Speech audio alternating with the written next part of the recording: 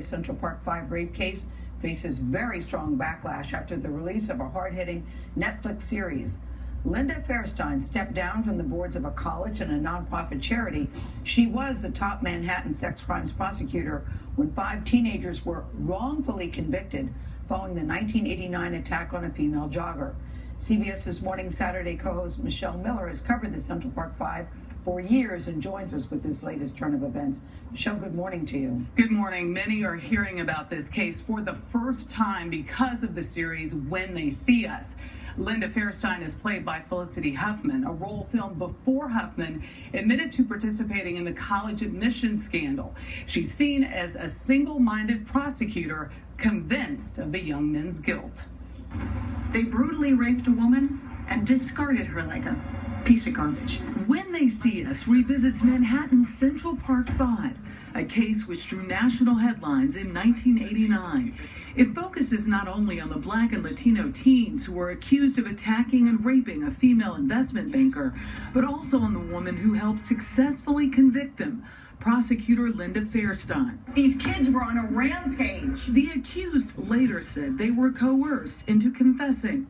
And these young men were the proxies for all kinds of other agendas. Sarah Burns produced and directed a 2012 documentary about the case. I think a lot of people now with the new series are coming to this story and learning about what happened, and it makes people upset. I didn't see a lady or hit anyone. Raymond saw you hit her! Who's Raymond? The city of New York reached a $41 million settlement with the 5 in 2014, years after another man confessed, linked to the crime by DNA evidence. Since the Netflix series debut last Friday, the backlash against Fairstein, now an author, has exploded. The hashtag #CancelLindaFairstein trended on Twitter, and more than 75,000 people signed an online petition calling for a boycott of her children's books and mystery novels. Raymond Santana left jail a free man. We interviewed Raymond Santana, one of the Central Park 5, after his exoneration. What do you say to the people out there who just don't believe you're innocent? These people have their mind fixated on us being guilty. We have tried everything we possibly could to prove our innocence, and our innocence has been proven. Santana now tells TMZ that Fairstein deserves the scrutiny she is now getting. And even though it's 30 years later, she has to pay for her crime. In the wake of the miniseries release, Fairstein has resigned from Vassar College's Board of Trustees, as well as the board of the victim service agency, Safe Horizon. In a letter to the agency's chairman, she says the show depicts me in a fictionalized version of events in a grossly and maliciously inaccurate manner. I think in part why this is directed more at Linda Fairstein is that she has remained steadfast in her belief in the guilt of the Central Park 5. In a statement to CBS This Morning, Fairstein's lawyer said the series director Ava DuVernay ignored the vast majority of readily publicly available material about the case, all in the name of fabricated sensationalism.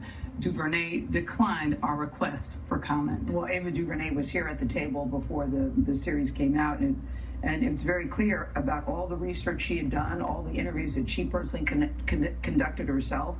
And when you talk to the Central Park 5 and you hear their story, and I asked them individually, does this film represent what happened to you all? And they said, it's eerie how dead on and how right they said Ava got this piece. And if you're wondering what Fairstein thinks about the case, she talked to the New Yorker back in 2002 about the investigation. She said things like, a kid would say something like a dark-skinned guy who lives on 102nd Street, and these detectives would go out and find him. I think it was one of the most brilliant police investigations I've ever seen. Which, by the way, is exactly how it's depicted in that Netflix documentary. They were exonerated.